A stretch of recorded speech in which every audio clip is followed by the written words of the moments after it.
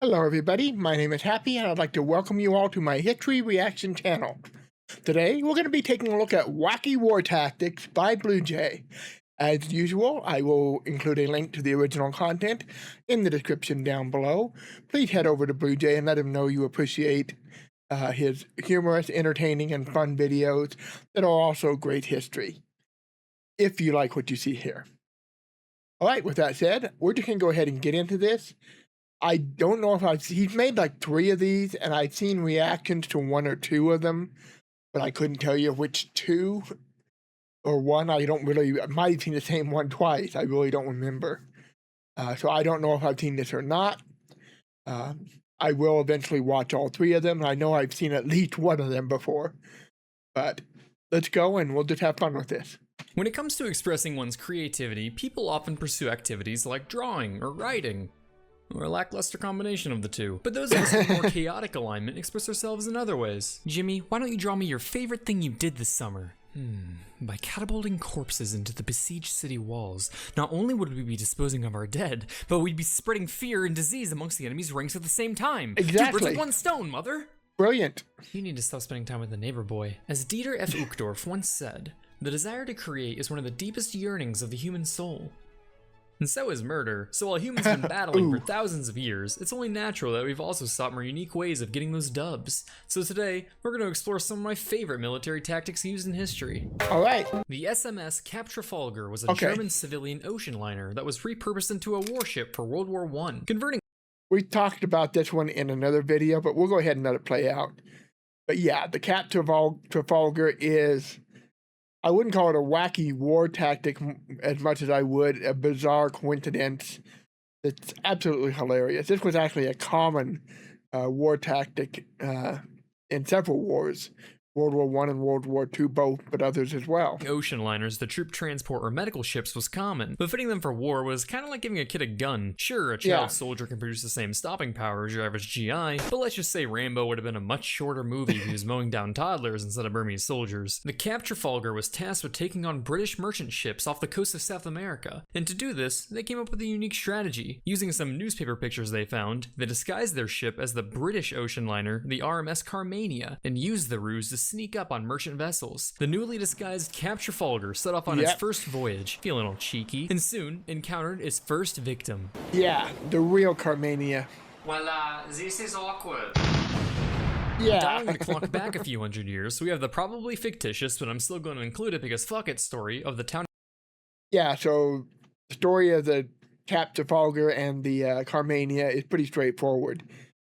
The Trafalgar disguises itself as the Carmania in order to ambush British ships, and of course the first ship they run into is the real Carmania, which proceeds to sink them. Of Rotenburg ob der Tauber in Germany. During the 30 Years' War, the Catholic Army wanted to destroy the town because they resisted the church. We have come in the name of God. You are now saved. That is the 30 Years' War in a nutshell.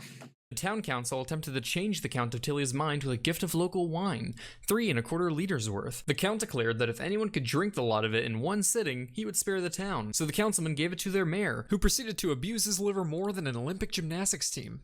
By God, you've done it! You've saved the town! I did what now? As we have all learned from the renowned Yeah, that one is probably more legend than reality, but it's still a fun story. American philosopher Bob the Builder, having the right tools can fix any problem. Leaky faucet? Have a wrench handy. Clogged toilet? Use a plunger. Will to live? That's and dark. Of course, nothing quite solves the problem of pesky British shipping like a German U-boat. These tin cans of death were responsible for the sinking of 10 million tons of shipping over the course of World War I, with the most... Yeah, World War I U-boats were devastating. Yeah, we'll take a look at the screen here. Their records have not been surpassed in any subsequent conflict. So here we have Lothar von Arnold de la Pierre? I'm not sure how you would say Perrier, I guess. Yeah. 194 ships sunk, 453,716 tons. Crazy stuff. Successful commanders holding records to this day. But the British were like, and decided to come up with a plan to counter these sneaky little buggers. And boy, did they have some ideas. Okay, welcome team. As you all know, you have been gathered here today due to your outstanding military expertise to address the pressing issue of German U-boat operation throughout the open blue.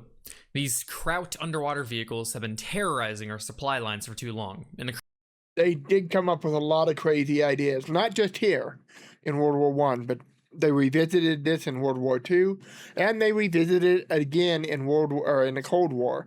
In fact, when I was a kid, I remember there were reports that they were trying to train things like sea lions and dolphins to track subs. So yeah, this has been an ongoing problem, and they've come up with a lot of very novel solutions to try to identify subs. Crown will have none of it.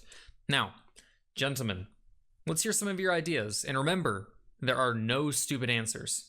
How about we have men go out on boats, and when they see a periscope, one throws a bag over it while the other hammers it as hard as they can? I say we send Britain's finest swimmers with sharp hammers to whale away at the U-boats and send them to the depths. Why don't we use our birds and sea lions? More specifically, train them to chase periscopes and identify U-boats. Shit.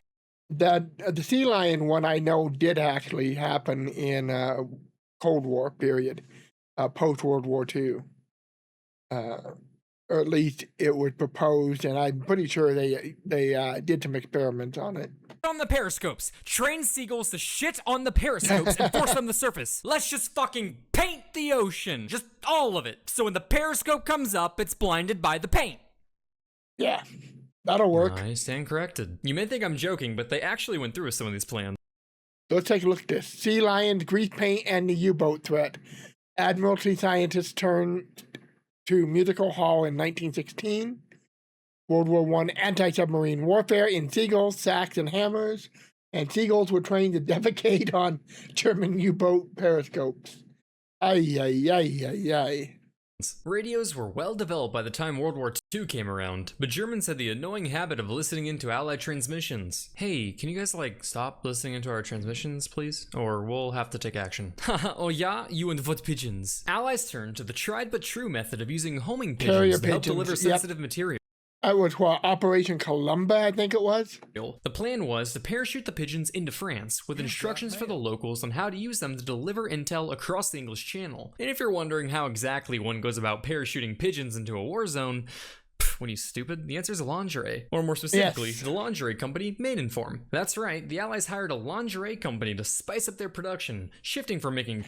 I don't think it was called Maidenform at the time. It had another name. But yeah, the idea is accurate enough.